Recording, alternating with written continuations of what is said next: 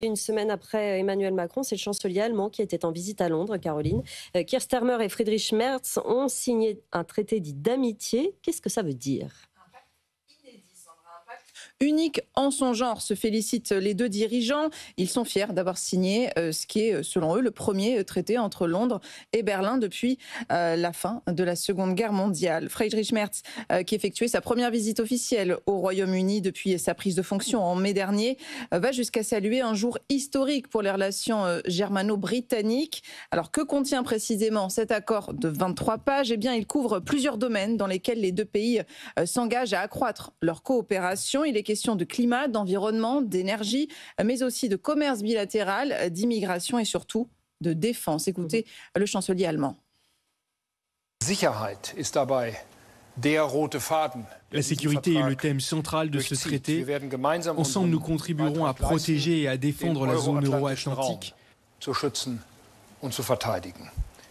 Enfin, nous nous engageons à nous prêter mutuellement assistance militaire en cas d'attaque armée.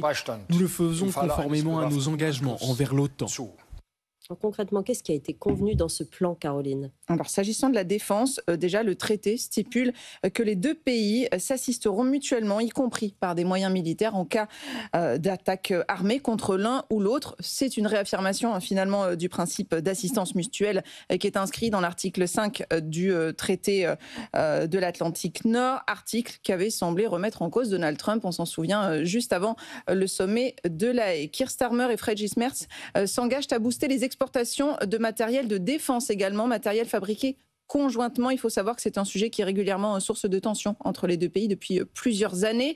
Les exercices militaires conjoints devraient aussi s'intensifier. Sur les questions internationales, de manière plus générale, Londres et Berlin promettent la chose suivante: mettre en place un processus dans le cadre duquel des fonctionnaires de haut niveau se réuniront chaque année pour coordonner la politique étrangère des deux pays. L'objectif, c'est de faire face aux menaces des États dits hostiles, comme la Russie, qu'il s'agisse d'ingérence, de menaces armées ou de cybermenaces. Alors, est-ce que ce texte fait écho à celui adopté la semaine dernière par la Grande-Bretagne et la France? Complètement, puisque Paris et Londres se sont également engagés, se sont rapprochés sur le plan sécuritaire. Ils ont convenu de renforcer leur coopération sur leurs arsenaux nucléaires respectifs.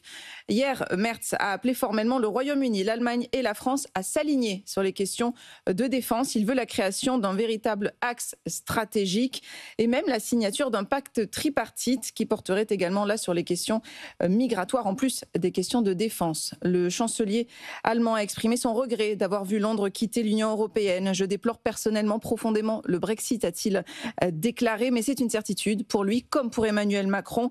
L'Europe a besoin du Royaume-Uni, c'est un partenaire essentiel, particulièrement alors que l'incertitude demeure autour de l'implication future de Washington au sein de l'OTAN. Avec ce traité, le gouvernement travailliste concrétise sa promesse de se rapprocher de l'UE et jusqu'ici, la satisfaction semble mutuelle. Merci beaucoup, Caroline Loyer.